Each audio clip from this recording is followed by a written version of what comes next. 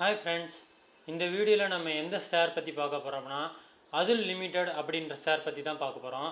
இந்த ஷேரோட ப்ரைஸ் எவ்வளோன்னு பார்த்தீங்கன்னா கரண்ட் மார்க்கெட் ப்ரைஸ் பார்த்தீங்கன்னா 10,570 rupees. இதனுடைய 1 day ரிட்டர்ன் பார்த்தீங்கன்னா 1%, 5 day ரிட்டர்ன் நீங்கள் பார்த்தீங்கன்னா 7% ரிட்டர்ன் கொடுத்துருக்கு. இதே வந்து 1 month நீங்கள் எடுத்துக்கிட்டிங்கன்னா 10% ரிட்டர்ன் கொடுத்துருக்குது. இதே 1 year எடுத்துக்கிட்டிங்கன்னா 73% ரிட்டர்ன் கொடுத்துருக்குது. இந்த ஆக்சுவலாக நம்ம ரீட்டைல் இன்வெஸ்டர் செய்கிற பெரிய தப்பு என்னென்னா, இன்றைக்கி இன்வெஸ்ட் பண்ணிவிட்டு அவங்களுக்கு நாளைக்கே வந்து அந்த பணம் வந்து பன்மடங்காக பெருகணும்னு நினைக்கிறாங்க. அப்படி ஷேர் மார்க்கெட்டில் நடக்கவே நடக்காது. யாருக்குமே இது வரைக்கும் நடந்ததே கிடையாது. அவங்க ஒரு தடவை இன்வெஸ்ட் பண்ணிட்டாங்கன்னா அட்லீஸ்ட் 1 year 3 year 5 years அப்படின்னு சொல்லிட்டு அவங்க வெயிட் பண்ணணும். வெயிட் பண்ணால் தான், பேஷன்ஸாக இருந்தால் தான் வந்து அவங்களுடைய பணம் வந்து பன்மடங்காக பெருகும்.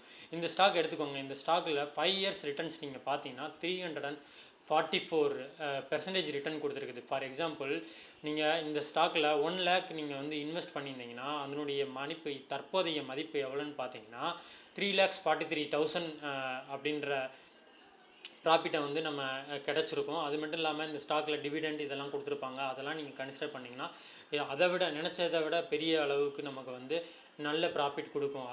இதை விட நீங்கள் மேக்ஸிமம் நீங்கள் பார்த்தீங்கன்னா இந்த ஸ்டாக்கோட ரிட்டர்ன்ஸ் நீங்கள் பார்த்தீங்கன்னா 47,000. யார் இது வரைக்கும் நினச்சி பார்க்க முடியாத அளவுக்கு நீங்கள் 1 lakh நீங்கள் இதில் வந்து இன்வெஸ்ட் பண்ணியிருந்தீங்கன்னா அதனுடைய மதிப்பு இப்போ வந்து கோடிக்கணக்கில் இருக்கும். அப்படின்னு இதுக்கு நீங்கள் வந்து பண்ண வேண்டியது ஒன்று தான்.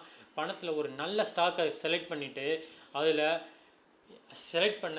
இன்வெஸ்ட் பண்ண ஸ்டாக்கில் வந்து அமௌண்ட்டை வந்து எடுக்கவே கூடாது. கம்ப்ளீட்டாக ஃபர்கட் பண்ணிடணும். அந்த நல்ல ஸ்டாக்கை செலக்ட் பண்ணுறது தான் மட்டும்தான் நம்மளுடைய வேலையே தவிர, அதில் இன்வெஸ்ட் பண்ணதுக்கு அப்புறம் அந்த ஸ்டாக்கில் இருக்கிற அமௌண்ட்டை வந்து நம்ம எடுக்கிறதோ செய்கிறதோ அப்படின்ற வேலையே வச்சுக்கக்கூடாது. அப்படி வச்சுக்கிட்டோம்னா நம்ம நினச்ச ப்ராஃபிட்டை கிடைக்கவே கிடைக்காது. ஃபார் எக்ஸாம்பிள் 2010 இந்த ஸ்டாக்கில் நீங்கள் இன்வெஸ்ட் பண்ணியிருந்தாங்களே 10 yearsல வந்து அந்த ஸ்டாக்கில் எவ்வளோ ரிட்டர்ன்ஸ் நீங்கள் கொடுத்துருக்கு அப்படின்றத நீங்கள் பார்க்கலாம். பாருங்கள், நியர்லி 200 இருந்த 10ல் 178 rupees இருந்த ஸ்டாக் வந்து இப்போ 10,000 rupees ஆயிடுச்சு. அதுவே நீங்கள் யோசிச்சு பாருங்கள் எவ்வளோ பெரிய நினச்சி பார்க்க முடியாத ரிட்டர்ன்ஸ் இந்த ஸ்டாக் கொடுத்துருக்குது. இந்த ஸ்டாக்கோட ஃபுல் டீட்டெயில்ஸை வந்து நம்ம பார்க்கலாம். இந்த ஸ்டாக்கோட மார்க்கெட் கேபிட்டல் டீட்டெயில்ஸ் பார்த்தீங்கன்னா 31,000. இதனுடைய ஃபேஸ் வேல்யூ பார்த்தீங்கன்னா 10 rupees இருக்குது.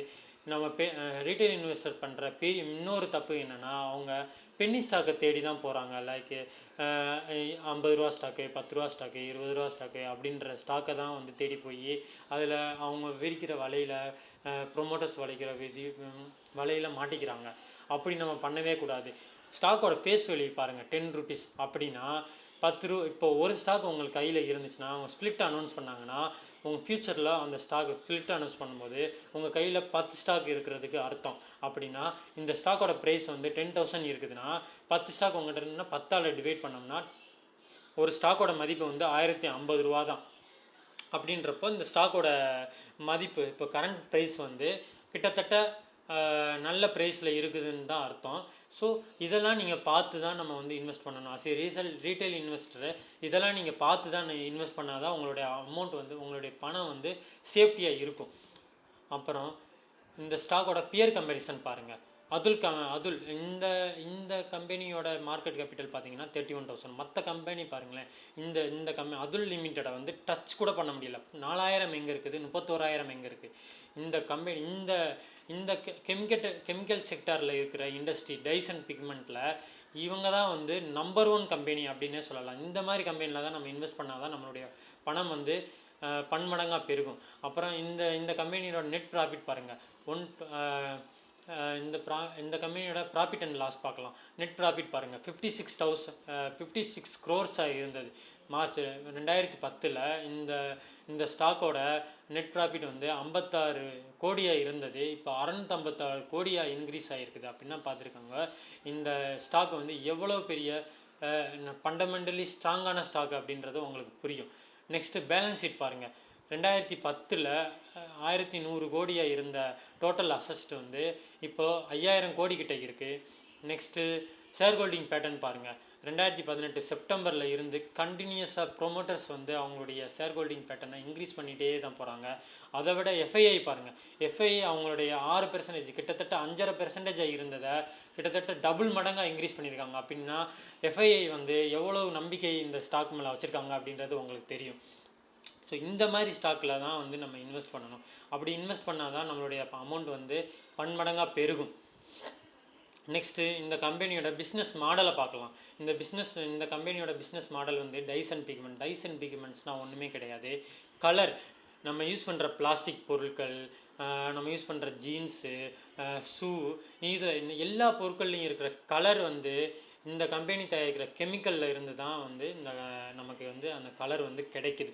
அப்படின்னா இந்த பிஸ்னஸ் மாடல் வந்து ஃப்யூச்சர் வந்து எப்பயுமே நல்லா இருக்கும். இந்த மாதிரி ஃபியூச்சர் ஓரியன்டாக இருக்கிற ஸ்டாக்கில் தான் நம்ம இன்வெஸ்ட் பண்ணணும். அப்படி இன்வெஸ்ட் பண்ணால் தான் நம்மளுடைய அமௌண்ட் வந்து எந்த பாதிப்பும் இல்லாமல் இருக்கும். பாருங்கள், இப்போ இந்த மாதிரி பிளாஸ்டிக் பொருட்கள் வந்து கன்டினியூஸாக இருக்க தான் போகுது. அதனுடைய கலரு இதெல்லாம் அடிக்கணும்னா கலர் அந்த பிளாஸ்டிக் பொருளில் இருக்கிற கலருக்கெலாம் வந்து இவங்க இந்த மாதிரி கம்பெனிகள் ப்ரொடியூஸ் பண்ணுற டைஸ் அண்ட் பிக்மெண்ட்ஸ்லேருந்து தான் கிடைக்கிது. ஸோ கண்டிப்பாக இந்த கம்பெனியில் நம்பி நம்ம வந்து இன்வெஸ்ட் பண்ணலாம்.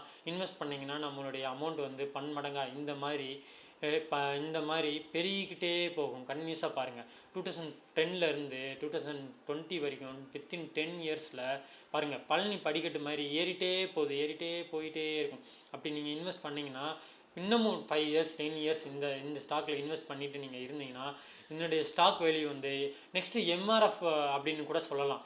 பாருங்கள், 10,000 இருக்கிறது நெக்ஸ்ட் 10 இயர்ஸில் 1 lakh கூட போகலாம். நெக்ஸ்ட்டு MRFன்னு கூட நம்ம இந்த ஸ்டாக்கை சொல்லலாம். அந்த அளவுக்கு இதனுடைய கெப்பாசிட்டி இந்த ஸ்டாக்குக்கு இருக்குது. இந்த மாதிரி ஸ்டாக்கில் நம்ம போய் இன்வெஸ்ட் பண்ணால் தான் நமக்கு ரொம்ப ரொம்ப நல்லது.